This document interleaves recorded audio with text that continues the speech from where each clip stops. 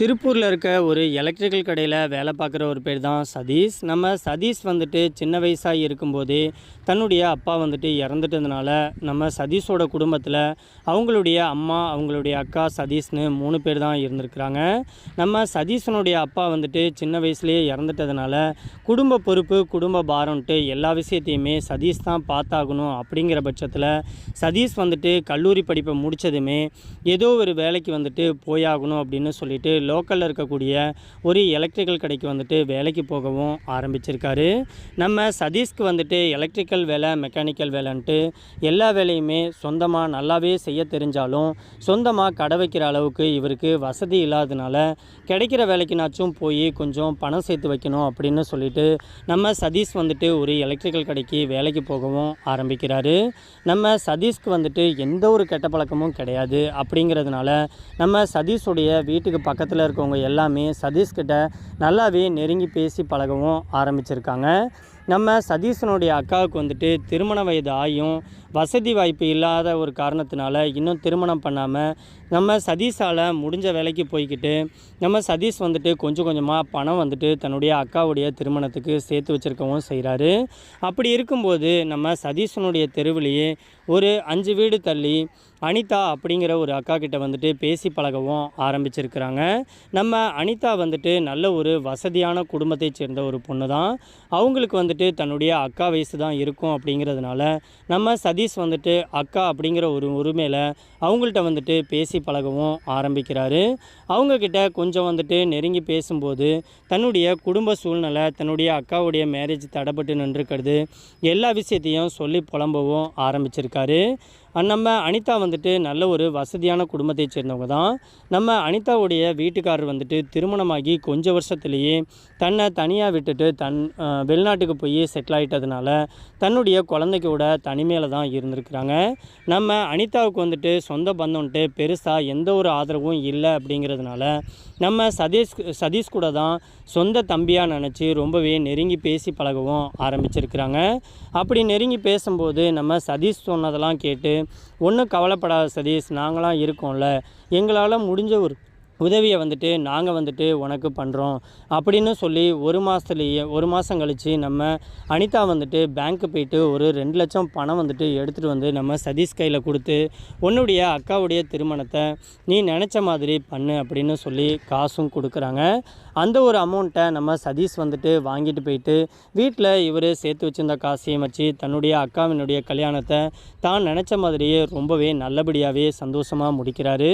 திருமணம் முடித்த கையோட நம்ம அனிதாவை பார்த்து ரொம்ப ரொம்ப நன்றிம்மா அப்படின்னு சொல்லி தன்னுடைய அம்மாவை கூட்டிகிட்டு வந்து, எந்த ஒரு உதவியை நாங்கள் என்றைக்குமே மறக்க மாட்டோம், என் குடும்பமே உங்களுக்கு கடமைப்பட்டிருக்கு அப்படின்னு சொல்லி ரொம்பவே அவங்களுடைய அந்த அனிதா அக்கா வீட்டில் வந்துட்டு போயிட்டு பேசவும் ஆரம்பிச்சிருக்காரு. நான் கொஞ்சம் கொஞ்சமாக வேலைக்கு போய் நீங்கள் கொடுத்த பணத்தை வந்துட்டு நான் நல்லபடியாக கொடுத்துட்றேங்க்கா அப்படின்னு சொல்லி பேசவும் ஆரம்பிக்கிறாரு. அது ஒன்றும் பிரச்சனை இல்லைப்பா, நீ வந்துட்டு வேலைக்கு போய் கொஞ்சம் கொஞ்சமாக இந்த ஒரு பணத்தை கொடுத்தா போதும் அப்படின்னு சொல்லி நம்ம அனிதா அக்காவும் அங்கேருந்து அனுப்பிச்சி விட்டுறாங்க. அப்படி இருக்கும்போது நம்ம அனிதா அக்கா கிட்ட நம்ம சதீஷ் வந்துட்டு அடிக்கடி அதுலேருந்து அவங்களுடைய வீட்டுக்கு போயிட்டு அவங்களுடைய பையன்கிட்ட பேசுகிறதும், அவரால் முடிஞ்ச சின்ன சின்ன உதவியை வந்துட்டு அனிதா அக்காவுக்கு செஞ்சு கொடுக்கவும் ஆரம்பிச்சிருக்கிறாங்க. அப்படி அடிக்கடி வீட்டுக்கு போனதுனால நம்ம அனிதா அக்காவுடைய கதையவும் நம்ம சதீஷ்கிட்ட வந்துட்டு சொல்ல ஆரம்பிச்சிருக்காங்க. எனக்கு திருமணமாகி கொஞ்ச நாள் தான் எங்கள் வீட்டுக்காரர் வந்துட்டு என் கூட இருந்திருக்காரு. அதுக்கப்புறமா என்னுடைய வீட்டுக்காரர் வந்துட்டு பணம் சம்பாதிக்கணும் அப்படின்னு சொல்லிட்டு ஃபாரின் போயிட்டு அங்கேயே இருந்துட்டதுனால எனக்கு சொந்த பந்தன் கூட யாரும் கிடையாது. அதனால் நான் வந்துட்டு தனிமையில் தான் வீட்டில் இருக்கேன் அப்படின்னு சொல்லி புலம்பவும் ஆரம்பிச்சிருக்காங்க. நம்ம சதீஷும் வந்துட்டு, அக்கா நீங்கள் ஒன்றும் கவலைப்படாதீங்க, எனக்கு நீங்கள் இவ்வளோ பெரிய உதவி செஞ்சுருக்கீங்க, உங்களுக்கு எல்லாவாவும் கடைசி வரைக்கும் நாங்கள் வந்துட்டு இருப்போம் அப்படின்னு சொல்லி ரெட்டை அர்த்தத்தில் பேசவும் ஆரம்பிச்சிருக்காங்க. நம்ம சதீஷ்க்கு வந்துட்டு அனிதா மேலே ஒரு கண் இருந்திருக்கு. ஏன்னா திருமணமாகி கொஞ்சம் வருஷத்துலேயே தன்னுடைய கணவரை பிரிஞ்சு இருக்கிறதுனால எல்லா விஷயத்துக்குமே ரொம்ப அனிதாங்கிறவங்க ஏங்கிட்டு இருப்பாங்க அப்படின்னு சொல்லி அவங்கள தவறான கண்ணோட்டத்தில் நம்ம சதீஷ் வந்துட்டு பார்க்கவும் ஆரம்பிச்சிருக்காங்க. இருந்திருக்காரு. ஆனால் நம்ம அனிதாவுக்கோ அப்படி ஒரு எண்ணமே கிடையாது.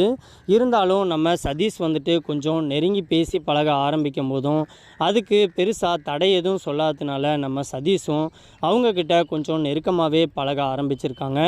ஆனால் ஒரு கட்டத்தில் நம்ம சதீஷும் வந்துட்டு அவங்க அனிதாவை கொஞ்சம் ரொம்ப வந்துட்டு நெருங்க விடாமல் கொஞ்சம் கேப்பில் வச்சுருந்ததுனால நம்ம சதீஷும் என்றைக்கா இருந்தாலும் அனிதா வந்துட்டு இங்கே தானே இருக்காங்க, அவங்கள என்றைக்கா இருந்தாலும் பார்த்துக்கலாம் அப்படின்னு சொல்லி இருக்கவும் ஆரம்பிச்சிருக்காங்க. ஒரு கட்டத்தில் நம்ம சதீஷ் வேலை பார்த்த இடத்துல வந்துட்டு கடையை விட்டு வேலையை விட்டு நிறுத்தினதுனால நம்ம அனிதா கிட்டேயே மறுபடியும் போயிட்டு நம்ம சதீஷ் போயிட்டு நிற்கிறாரு. இப்போ எனக்கு எந்த வேலையும் இல்லை, என்னை வந்துட்டு வேலையை விட்டு நிப்பாட்டிட்டாங்க அப்படின்னு சொல்லிட்டு புலம்ப ஆரம்பித்ததும் நம்ம அனிதா வந்துட்டு மறுபடியும் பணம் வந்துட்டு ஒரு 3 லட்ச ரூபாய் ரெடி பண்ணி அதே தெருவிலேயே சொந்தமாக ஒரு எலக்ட்ரிக்கல் கடையை வந்துட்டு எடுத்து கொடுக்கவும் ஆரம்பிச்சிருக்காங்க. அப்போ தான் நம்ம சதீஷ்க்கு வந்துட்டு ஒரு கட்டத்தில் நம்ம அனிதாக்காவை வந்துட்டு புரிஞ்சிக்க ஆரம்பிக்கிறாரு. அப்போ ஓப்பனாகவே நம்ம சதீஷ் வந்துட்டு அனிதா அக்கா கிட்ட போயிட்டு, அக்கா நான் உங்களை தவறான கண்ணோட்டத்தில் தான் நான் வந்து உங்களை பார்த்தேன், ஆனால் நீங்கள் அதை கூட பொருட்படுத்தாமல் இன்றைக்கி என்னை ஒரு ஓனராக்கி பார்த்துருக்கீங்க. இந்த ஒரு உதவியை நான் எப்பயுமே மறக்க மாட்டேன், என்ன தயவு செய்து நீங்கள் மன்னிச்சுக்கணும் அப்படின்னு சொல்லி நம்ம சதீஷ் வந்துட்டு அனிதா கிட்ட ரொம்பவே கெஞ்சி மன்னிப்பு கேட்கவும் ஆரம்பிக்கிறாங்க.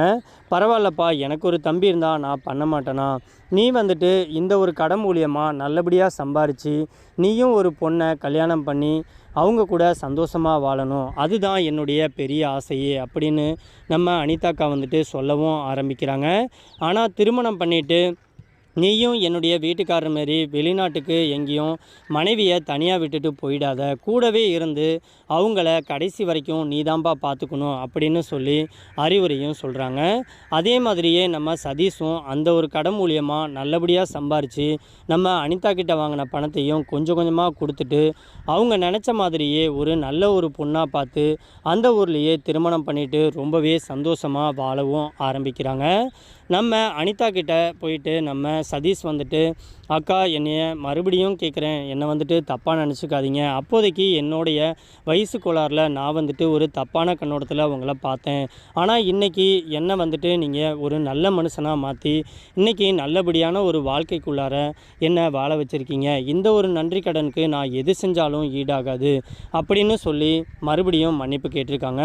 பரவாயில்லப்பா, நான் வந்துட்டு உன்னை அப்பையிலேருந்தே என்னுடைய கூட பிறந்த தம்பியாக தான் நினைக்கிறேன், எனக்கு கூட பிறந்த எந்த ஒரு ஆதரவும் இல்லாமல் இருக்கவும் நான் ரொம்பவே அன்புக்காக ஏங்கியிருக்கேன், அந்த ஒரு அன்பு உன்னுடைய குடும்பத்து மூலியமாகவும் மூலியமாகவும் எனக்கு கிடைச்சதுனால தான் நான் உனக்கு இந்த ஒரு உதவியை செஞ்சேன் அப்படின்னு சொல்லி நம்ம அனிதாவும் சொல்ல ஆரம்பிச்சிருக்காங்க. அதே ஊரில் நம்ம அனிதாக்கா கூட நம்ம சதீஷுடைய குடும்பம் எல்லாமே ரொம்பவே சந்தோஷமான வாழ்க்கையை வாழ்ந்துக்கிட்டு வந்தாங்க.